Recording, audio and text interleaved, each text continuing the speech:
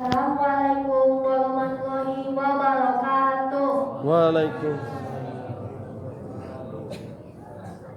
Alhamdulillahirobbilalamin wassalatu wassalamu ala asyrofil anbiya'i wal mursalin wa ala alihi washabihi ajmain amma ba'du.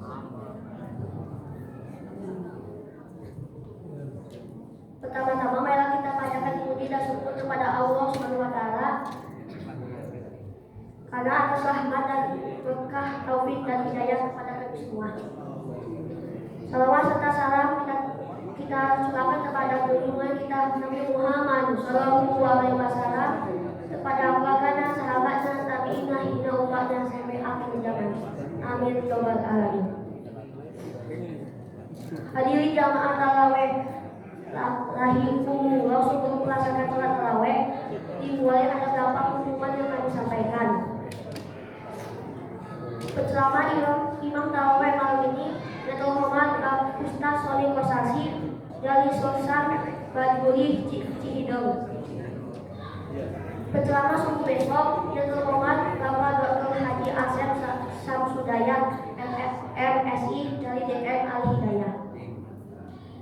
Penceramah Imam tarawih besok malam Dato' Muhammad Bapak Dr. Haji Ahmad Sodik MPD dari Cibogo Atas. Selanjutnya kami sampaikan informasi keuangan. Infak tarawih malam sebelumnya sebesar Rp353.000.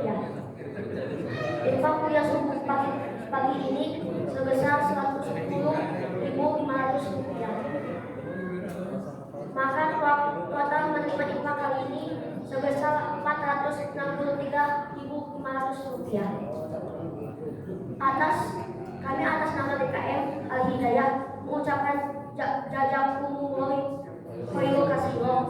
Semoga Allah membalas sedekah jamaah sekalian dengan balasan yang lebih ganda. Amin ya rabbal alamin.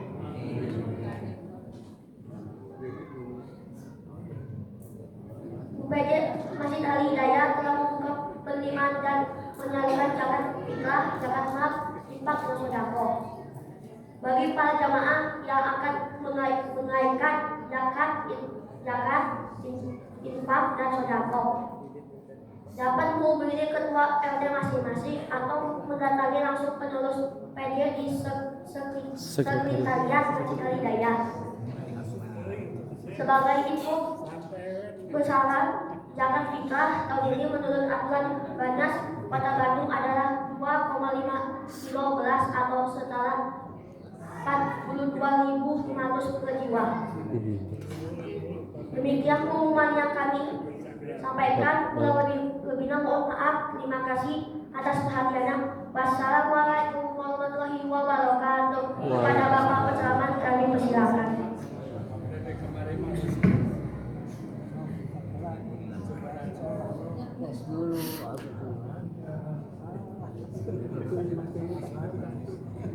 Assalamualaikum warahmatullahi wabarakatuh.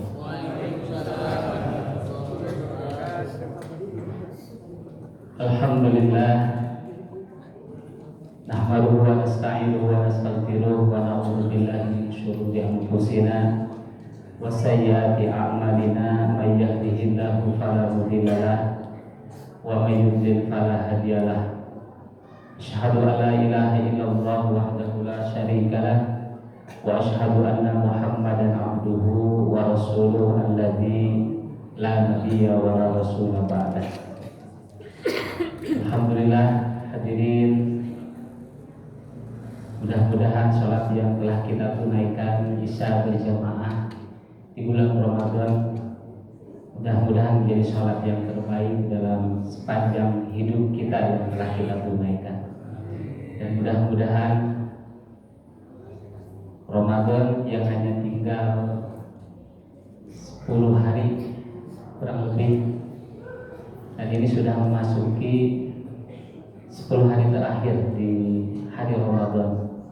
Tidak terasa sungguh waktu yang melalui kita, bergantinya bulan, berpindahnya waktu dari waktu, dan berulangnya tahun demi tahun, sehingga sampai saat ini kita patut bersyukur kepada Allah dengan mengucapkan Alhamdulillahirabbil alamin, bahwa Allah masih sayang kepada kita. Dan mudah-mudahan di akhir daripada Ramadan ini kita mendapatkan di antara bagian orang-orang yang beriman yang Allah bebaskan dari panasnya api neraka. Amin ya rabbal alamin. Kalau lihat hampir semua di masjid nyaris di baris ke-4, ke-5, bahkan ke-6 sudah tidak terhitung lagi. Karena yang terhitung hanya di baris 1 sampai 3. Kemana dia ini? Ya, wallahu a'lam. Tapi kalau kita lihat di sekitaran pasar di daerah kita, ini ada lonjakan kenaikan yang signifikan. Ya. Kenaikan apa? Bukan kenaikan jamaahnya yang bertambah, tapi kenaikan beras. Kenaikan penjualan daripada telur. Kenaikan penjualan daripada mentega, kenaikan penjualan daripada bumbu-bumbu rempah dan lain sebagainya. Karena memang mulai sekarang disibukkan sebagian di antara ibu-ibu yang senangnya mengolah masakan atau membuat kue, sekarang sudah sibuk. Dan sama seperti halnya Ramadan ini seperti bulan Agustus gitu.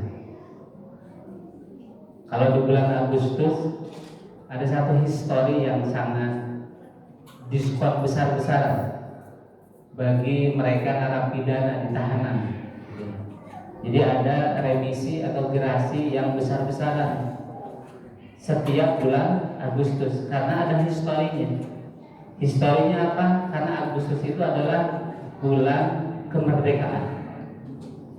Jadi hanya 2 narapidana yang tidak mendapat remisi, tidak mendapat gerasi dari pemerintah. 1, mereka narapidana yang berbuat pelanggarannya terlalu berat.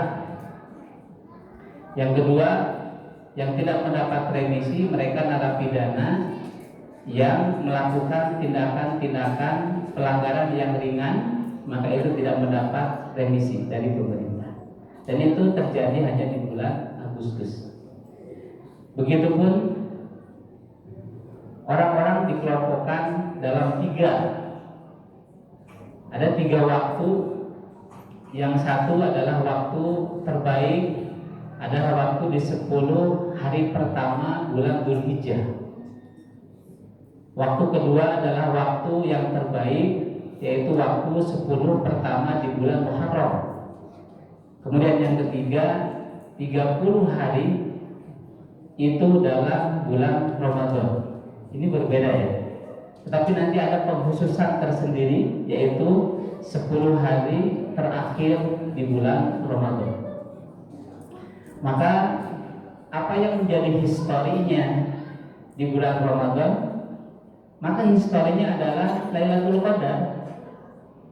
Di mana Lailatul Qadar itu, maka Allah banyak memberikan pengampunan atas dosa-dosa manusia yang telah lalu bahkan dalam 1 tahun yang lalu. Yang kedua, Allah banyak memberikan pembebasan kepada manusia dari panasnya api neraka. Maka itu menjadi histori yang di bulan Ramadan. Mudah-mudahan sebagaimana Nabi kita Muhammad SAW menyampaikan, bahkan memberikan bocoran-bocoran waktunya di 10 hari terakhir di bulan Ramadan. Kalau Nabi, ini hadis dari Aisyah radhiyallahu anha, dari istrinya, yang mana meriwayatkan an Aisyata kana Nabi sallallahu alaihi wasallam idza dakhala Ramadan, gitu ya. Jadi ini riwayat dari Aisyah radhiyallahu anha, yang mana Nabi itu ketika memasuki bulan Ramadan, kata Aisyah, idza dakhala Ramadan, idza dakhala al-ashru syadda mizarahu. Jadi ketika Nabi telah masuk di 10 terakhir pada bulan Ramadan, mizarahu syadda mizarahu, mengencangkan sarungnya. Yang kedua, wa ahya lailahu, menghidupkan pada waktu malamnya. Dan yang ketiga, wa aiqadha ahlahu, dan membangunkan semua keluarganya, di antara istri-istrinya dan anaknya. 3 yang dilakukan oleh Nabi, gitu ya. Mengencangkan sarungnya dalam artian Nabi menjauhi istrinya di 10 malam terakhir, mengencangkan sarungnya, tidak melonggarkannya, mengencangkan ikat pinggangnya tanpa melepaskannya. Tiada lain tujuannya untuk meningkatkan ibadah kepada Allah, gitu ya. Nah, kemudian Nabi pun memberikan bocorannya di malam 10 terakhir di Ramadan itu. Taharru Lailatul Qadri fil witri minal ashril awakhiri min Ramadan. Kata Nabi, carilah oleh kalian Lailatul Qadar itu pada malam 10 yang ganjil dari akhir Ramadan. Kalau kita lihat cari yang ganjil, mungkin hari ini kita baru masuk, ada yang masuk iktikaf, atau ada yang mungkin masuknya kemarinnya, gitu ya. Nah, karena berbeda, ada yang mulai saumnya lebih dulu dari kita, ada yang kemudian kita saum berikutnya, hari berikutnya. Maka kalau dihitung-hitung, menurut yang lain yang sudah lebih duluan, malam ganjil dengan malam ganjil kita tentunya tidak akan pernah beda, pasti akan sama. Makanya hidupkan saja 10 malam terakhir di bulan Ramadan. Jadi lakukan amalan, kalau yang dikatakan anak-anak Gen Z yang mereka taat kepada Allah dalam para barisan pemuda Muslim, lakukan amalan sebrutal-brutalnya, katanya gitu. Injak gas pol tanpa ada rem daripada kemaksiatan. Jadi benar-benar kita harus melakukan keletihan, kita harus benar-benar melakukan kelelahan. Allah tidak meminta dari 365 hari semuanya fokus, tidak. Allah hanya meminta dan Allah hanya cinta dengan amalan di 10 malam terakhir di Ramadan saja. Maka mudah-mudahan yang sudah meniatkan hatinya untuk iktikaf, untuk menghidupkan 10 malam terakhir di Ramadan, mudah-mudahan jamaah semuanya mendapatkan ampunan dari Allah Subhanahu wa taala dan menjadi bagian di antara orang-orang yang dibebaskan oleh Allah dari neraka. Amin ya rabbal alamin. Hanya itu, mudah-mudahan ada manfaat. Subhanakallahumma wa bihamdika asyhadu an la ilaha illa anta astaghfiruka wa atubu ilaik. Aqimus shalah.